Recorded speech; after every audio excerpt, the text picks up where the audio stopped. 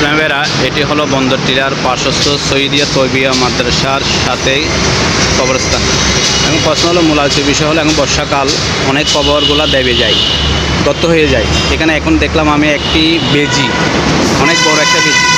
তো যে সকল কবর দেবে যায় সেখানে বেজি বা একটা গুরখুদিনি বলে, এরাই কি করে লাশের কলিজাতে আঘাত করে, কলিজাগুলো খেয়ে ফেলে।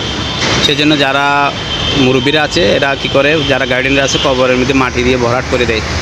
আবার ভরাট করে দেওয়ার আরেকটা কারণ হলো কবর থেকে দুর্গন্ধ আসে।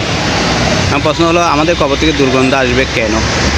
একটা প্রশ্ন আছে তরিকতে, যখন আমি গিয়েছি তরিকত লাইনে তখন বলে যে কাহার দেহ খাবে গো মাটি, মাটির কি সাধ্য তাই, যাহার দেহ আল্লাহ আল্লাহ রসুলের প্রেমে পড়ে হয়েছে ছাই।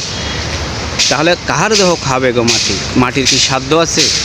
এখন তাহলে আমরা মানুষ হইতে পারি নাই, বোঝা গেল এটাই। আল্লাহ সুবহানাহু ওয়া তাআলা পবিত্র কোরআনে বলেছেন তোমরা মুসলমান না হয়ে মৃত্যুবরণ করিও না। তাহলে বোঝা গেল আমরা মুসলমান হতে পারি নাই, মুসলমান হয়ে কবরে যেতে পারি নাই, যার কারণে আমাদের কবর থেকে দুর্গন্ধ আসে।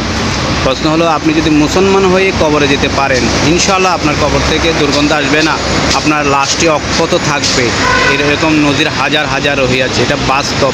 ইসলাম নগদ পেমেন্ট করে, ইসলাম নগদ পেমেন্ট করে।